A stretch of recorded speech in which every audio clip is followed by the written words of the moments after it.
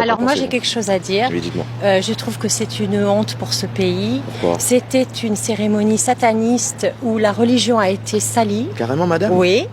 Où on a laissé, si vous voulez, le pouvoir de la France à une communauté LGBT woke, qui est une culture qui vient des États-Unis, qui n'est pas la nôtre.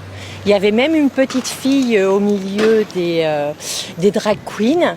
C'est salir le sport, c'est salir le pays. Moi, je trouve que c'était une honte. Ça commence bien. Ça commence bien. Une honte absolue, je le dis haut et fort. Il va y avoir des plaintes. Moi, je vais porter plainte. Carrément. Il y a toutes... Oui, parce que si vous voulez, la bande à Daphné Burki et l'autre Jolie machin, etc., ils n'avaient rien à voir avec le sport. Ils en ont profité pour faire passer des messages politiques, c'est-à-dire que la France serait un pays décadent, où on montre ses couilles à une heure de grande écoute, où on voit des trouples qui baisent ensemble, même pas des couples, des trouples, c'est-à-dire une sexualité débridée qui n'est pas du tout la France. Nous, les Français, nous sommes romantiques, nous aimons l'amour, nous aimons les belles choses, et moi j'ai été profondément blessée, profondément. J'en ai pleuré. Carrément. Oui. Mais, madame, en vous entendant, on pourrait aussi dire, vous savez, en France, c'est un pays laïque. Donc, les religions, c'est à chacun de penser et de pratiquer sa religion chez soi. Pourquoi on se moque que des chrétiens? On n'a qu'à se moquer des musulmans et on n'a qu'à se moquer des juifs. Pourquoi c'est toujours les chrétiens qui prennent? C'est bizarre.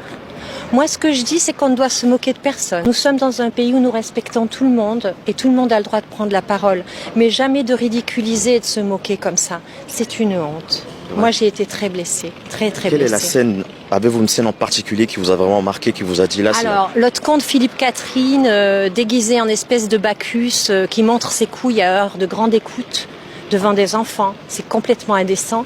La scène, c'était la scène du Christ, quand même, faut quand même le savoir, avec tous les apôtres qui étaient remplacés par des drag queens. Sans vouloir vous couper, madame, mais j'ai aussi pu voir que, en fait, ils représentaient les dieux grecs et non les dieux. Non. C'est une scène parce que peut-être vous n'êtes pas chrétien, vous ne connaissez pas la religion chrétienne. C'est la scène, c'est-à-dire c'est lorsque le Christ s'est réuni avec tous ses apôtres qui étaient singés sur le catwalk avec toute la bande de folles et de tarés là, en talons aiguilles, avec les nichons dehors, avec les enfants. Les enfants qui étaient mélangés à ça, à heure de grande écoute. Je ne sais pas si vous voyez la gravité de la chose. C'est très grave, très grave. Je suis profondément blessée. C'est vrai, profondément madame. Et quand vous savez, madame, on va dire qu'on est en 2024, c'est le progrès, c'est l'acceptation de soi et de tout le monde et des autres. Le progrès est-il le satanisme ?